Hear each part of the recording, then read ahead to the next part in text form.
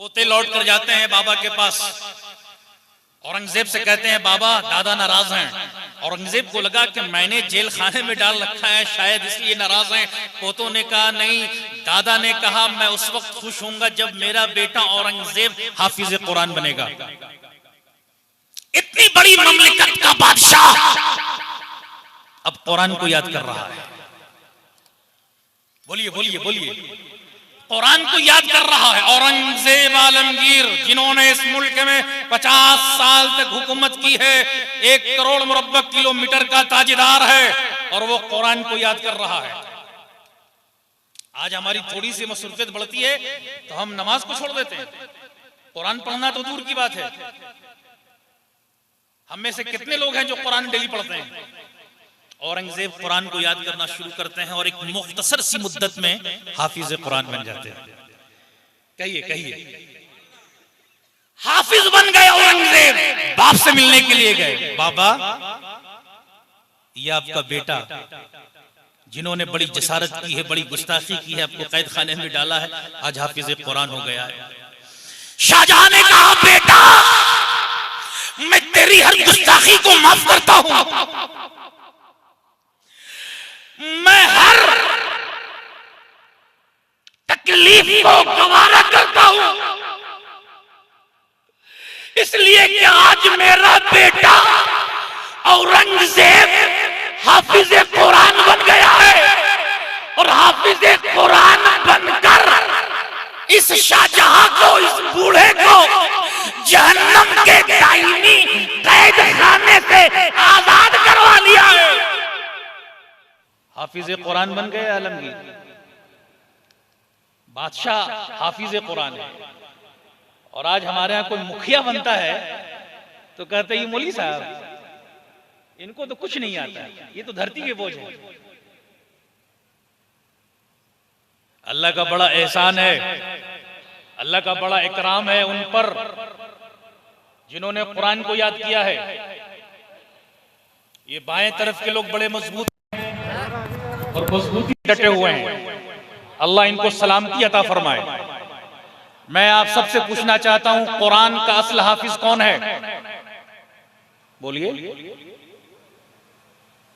कुरान का असल हाफिज कौन है? सारा मजमा बोलेगा कुरान का असल हाफिज अल्लाह है।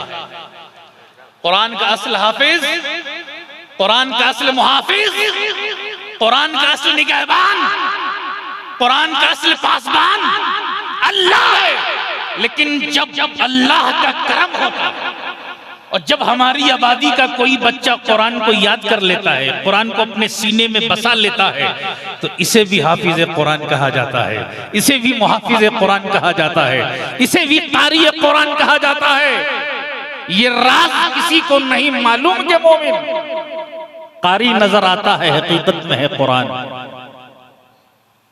भारत के मुसलमानों, अल्लाह का बड़ा एहसान है कि उसने कुर्रा मुजव्विदीन का एक तबका खड़ा कर दिया जो कुरान के लबो लहजे और मखारिज की हिफाजत कर रहा है।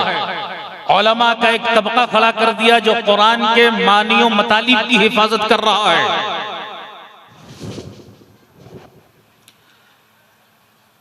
सूफिया का एक तबका खड़ा कर दिया जो कुरान के असरारो मारिफ की हिफाजत कर रहा है। और पूरी दुनिया की मुस्लिम आबादियों में छोटे छोटे बच्चों का एक बड़ा तबका खड़ा कर दिया जो कुरान के अल्फाज और उसकी आयात की हिफाजत कर रहा है। इसलिए डॉक्टर इकबाल ने कहा खुदा याद आए जिनको देखकर वो नूर के पुतले नबूवत के ये वारिस हैं। यही है जिल्ले रहमानी, यही है जिनके सोने को फजीलत है इबादत पर, इन्हीं के आने पर नाज करती है मुसलमानी, और इन्हीं की शान को ज़ेबा नबूवत की विरासत है, इन्हीं का काम है दीनी मरासिम की निगाहबानी। झारखंड के मुसलमानों,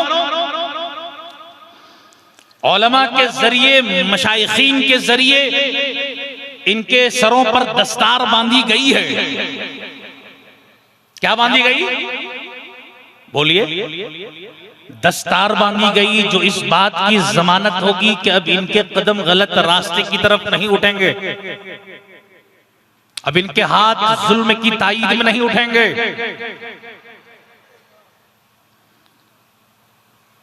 अब ये मुस्लिम मुआशरे में अमानत में खयानत नहीं करेंगे, इसलिए कि ये कुरान के अमीन है, और जो कुरान का अमीन होगा वो मुल्क मिल्लत का अमीन होगा। मैं अनवारे मदीना कॉन्फ्रेंस के प्लेटफॉर्म से स्टेट गवर्नमेंट से भी और सेंट्रल गवर्नमेंट से भी एक मुतालबा चाहता हूं कि मदारिस के बच्चों की आला तालीम के मौके फराहम कर दिए जाएं। जब ये बच्चे छोटी उम्र में पूरे कुरान को याद कर लेते हैं, जब इनके लिए आला तालीम के मौके फराहम किए जाएंगे, जब ये नेट क्वालिफाई करेंगे, जब ये यूपीएससी का एग्जाम देंगे, जब ये कॉम्पिटिटिव एग्जामिनेशन में कामयाबी हासिल करेंगे, तो जब ये डीएम बनेंगे तो ये अपने जिले में रिश्वत खोरी का बाजार गर्म नहीं करेंगे। ये जब फौज में जाएंगे, कर्नल बनेंगे, कमांडर बनेंगे, तो ये अपने मुल्क से गद्दारी नहीं करेंगे, इसलिए कि ये कुरान के वफादार हैं, ये कुरान के मुहाफिज हैं, और जो कुरान का मुहाफिज होगा वो मुल्क मिल्लत का मुहाफिज होगा। ये कल डॉक्टर बनकर गुर्दे चोरी नहीं करेंगे, गरीब मरीजों के साथ हैवानियत का मुजाहिरा नहीं करेंगे, बल्कि ये गरीब मरीजों के साथ तीमारदारी करेंगे, खिदमत गुजारी करेंगे।